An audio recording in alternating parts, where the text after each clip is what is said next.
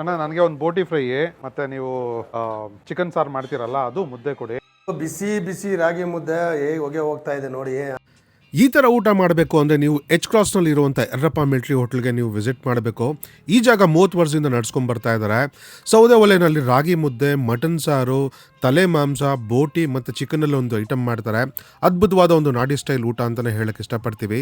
ನೀವು ಒಂದ್ಸರಿ ಈ ಊಟನ ಟೇಸ್ಟ್ ಮಾಡಿದ್ರೆ ಮತ್ತೆ ಮತ್ತೆ ಹುಡ್ಕೊಂಡು ಹೋಗ್ತೀರಾ. ಆ ಥರ ಒಂದು ಹಳ್ಳಿ ಸೊಗಡಿರುವಂಥ ಪಕ್ಕಾ ನಾಟಿ ಮಸಾಲೆ ಬಳಸಿ ಮಾಡುವಂಥ ಈ ಮಟನ್ ಡಿಶಸ್ಸು ಮತ್ತು ಚಿಕನ್ ಒಂದು ಸಾರು ಅದ್ಭುತವಾಗಿರುತ್ತೆ. ಡೀಟೇಲ್ ವಿಡಿಯೋ ನಮ್ಮ ಯೂಟ್ಯೂಬ್ ಚಾನಲ್ ಮತ್ತು ಫೇಸ್ಬುಕ್ ಪೇಜ್ನಲ್ಲಿ ಅಪ್ಲೋಡ್ ಆಗಿದೆ. ಮಿಸ್ ಮಾಡ್ಕೊಂಡಿದೆ ಈಗಲೇ ಕಂಪ್ಲೀಟ್ ವಿಡಿಯೋ ನೋಡಿ ಅಂತ ರಿಕ್ವೆಸ್ಟ್ ಮಾಡ್ಕೊತೀವಿ. ಬೆಳಗ್ಗೆ 11:30 ಮ್ಯಾಕ್ಸಿಮಮ್ 3 ಗಂಟೆವರೆಗೂ ಓಪನ್ ಇರುತ್ತೆ.